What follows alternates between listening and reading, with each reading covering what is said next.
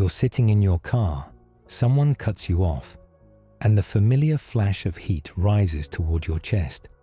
It's there, the impulse to honk, to mutter a curse under your breath, to imagine that other driver's life falling apart as some form of cosmic justice. And then, unexpectedly, the heat dissipates. There's a gap between the stimulus and your reaction, a space wide enough to hold your breath. You feel a smile tug at the corner of your mouth. Instead of anger, you feel curiosity. Who taught you that your peace was so fragile that a stranger's bad driving could shatter it? You ease your foot off the pedal slightly, let the other car merge, and watch as it speeds on. Your day continues untouched. In that tiny victory, you sense the possibility of a life where no one holds the strings to your emotional marionette. You have spent years bumping up against other people's rough edges and mistaking them for personal affronts. A cashier is curt, and you feel slighted. A friend cancels plans, and you stew for days.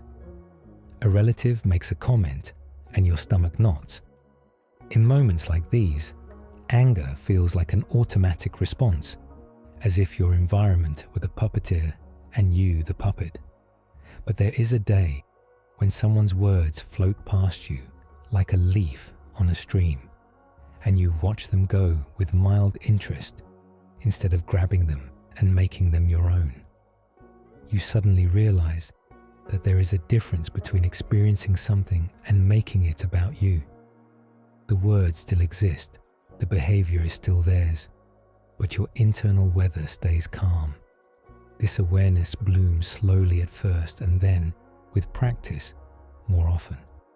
You begin to suspect that being unbothered is not about avoiding difficult people, but about changing the way you interpret their behavior. You pick up a hot coal from a campfire, intending to throw it at someone who insulted you. You grip it, feel it sear your skin, and before you can hurl it, you drop it in pain. The burn lingers long after the moment passes.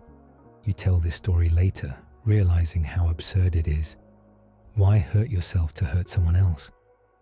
Anger often feels justified, a protective shield, but more often, it is a hot coal you carry inside, hoping it will scorch someone else while it is your palm that blisters.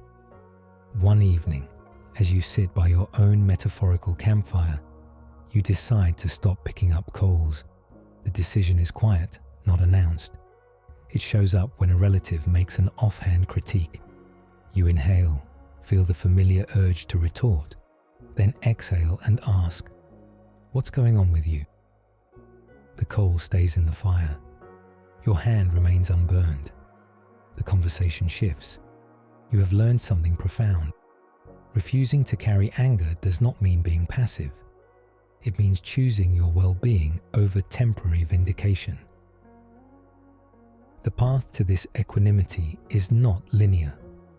You have to unlearn the belief that anger is strength. Growing up, maybe you saw anger as the only way to protect yourself. You equated calm with being a pushover. But anger often disguises vulnerability. It rises when you feel disrespected, unseen, or threatened. To never get angry is not to deny these feelings, but to trace them back to their source. When someone interrupts you, you feel disrespected. You can either lash out or assert your boundary calmly. One response escalates, the other educates. When a loved one dismisses your idea, you feel unseen. You can either sulk or express how important being heard is. One punishes, the other invites connection. Anger dissipates when you meet your own needs directly, rather than projecting them outward. It is in meeting these needs that you become less bothered by others, because you are no longer waiting for them to affirm you. You also notice that people's behavior is often a reflection of their own inner worlds. The cashier who snapped at you might be exhausted after a double shift. The friend who forgot your birthday might be consumed by personal chaos. This doesn't excuse hurtful behavior, but it contextualizes it. When you interpret actions through the lens of your own insecurities, you take them personally. When you interpret them through empathy, you see them as information about the other person. This shift doesn't make you a doormat. It makes you discerning. You learn to respond appropriately. Sometimes that response is compassion. Other times, it is setting distance. Either way, your inner state remains stable. Your sense of self is no longer at the mercy of other people's moods. The body plays a role in anger. It tenses, muscles clench, breathing becomes shallow. You can use your body as a barometer. When you feel anger rising, notice where it lives. Shoulders, jaw, stomach. Pause. Take a breath, maybe 2. Count to 5. This small gap interrupts the automatic reaction. In this pause, you can decide, do you want to act from anger or from clarity? Sometimes you will still choose to speak firmly to protect a boundary, but you will do so from a place of groundedness. Over time, this pause elongates. Your nervous system learns that it doesn't have to fire at every perceived threat. You teach your body that it is safe not to react. The more you practice, the more natural it becomes. Soon, what used to trigger you feels like a small wave lapping at your ankles instead of a riptide dragging you under. There will be times when anger still flares. You are human. Sometimes, your inner wounds are touched and the old heat rises. When it does, instead of judging yourself for feeling angry, you can treat it like a teacher. Sit with it, maybe write about it. Ask what it is trying to show you. If it points to a boundary that has been crossed, strengthen that boundary. If it points to an unresolved hurt, tend to that wound. Anger loses its grip when you honor its message without obeying its impulse.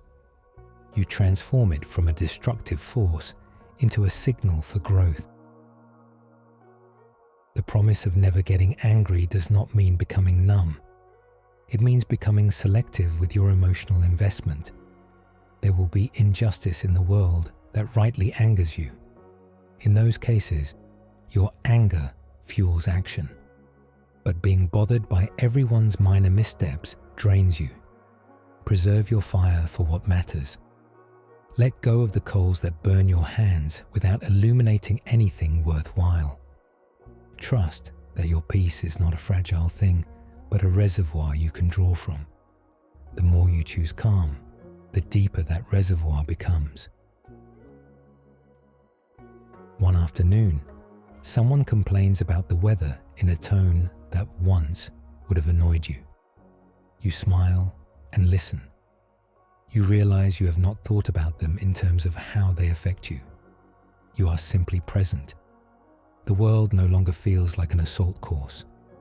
It is a tapestry of behaviors and events, some pleasant, some not, all passing through.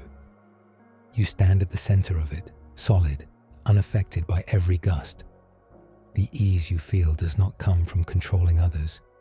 It comes from untying the knots inside you. You take a breath, feel the warmth of the sun, and continue walking, unburdened